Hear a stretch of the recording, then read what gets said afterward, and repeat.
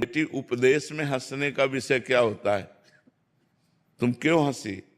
तो उन्होंने कहा, पितामह, जिस समय सभा में मुझे निर्वस्त्र किया जा रहा था, उस समय ये ज्ञान आपका कहाँ चला गया था? जब मैं चीख चीख के पूछ रही थी, क्या ये धर्म है? धर्मात्माओं की सभा में एक मुझ स्त्री को, एक वस्त्र धारण किए हुए रजस्वला स्त्री को निर्वस्त्र किया जा रहा है, क्या ये धर्म है? उस समय आपका जो इस समय ज्ञानोपदेश कर रहे हैं, उस समय कहाँ चला गया था? तो उनका, ठीक कहा बेटी, उस समय पापी अधर्मी दुर्योधन का अन्न खाए था, इसलिए हमारी बुद्धि काम नहीं कर रही थी। 6 महीना बाणों की सैया पर पड़े हो गए, वो रक्त सब बह गया। आज हमारी बुद्धि शुद्ध है, आज जो प्रश्न करोगे उसका सही उत्तर प्राप्त होगा। तो जब तक हमारी बुद्धि शुद्ध नहीं होगी, इतने बड़े महात्मा का भी अन्न ने प्रभाव बदल दिया बुद्धि का, तो हम लोग तो बहुत छोटे जीव हैं। अगर हमारी ऐसी खान पान की सामग्री अपवित्र रही तो हम भगवदानंद पर विचार ही नहीं कर सकते।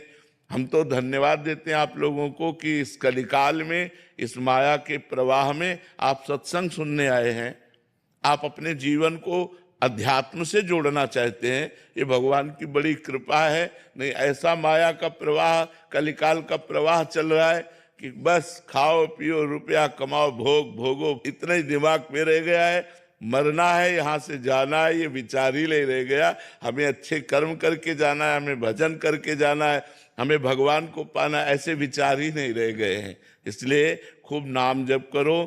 कुछ ना बन पावे तो बस नाम जप करो, इसी से सब ठीक हो जाएगा। कलिकाल में और साधनों को करना बड़ी कठिनता है और नाम जप की बड़ी कृपा है, इसलिए खूब नाम जप करो। कृष्णा यादव जी, प्रयागराज से।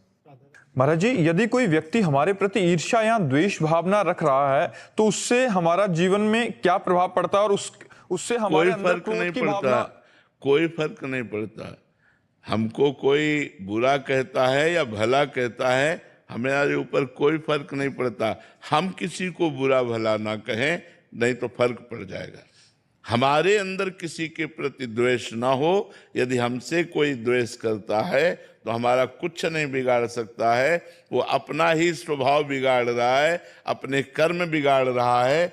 हमको चाहिए कि हम द्वेष करने वाले से भी द्वेष ना करें। हम दूसरे का, जो हमारा अहित कर रहा है, उसका भी हम हित सोचें, तो हमारा मंगल हो जाएगा।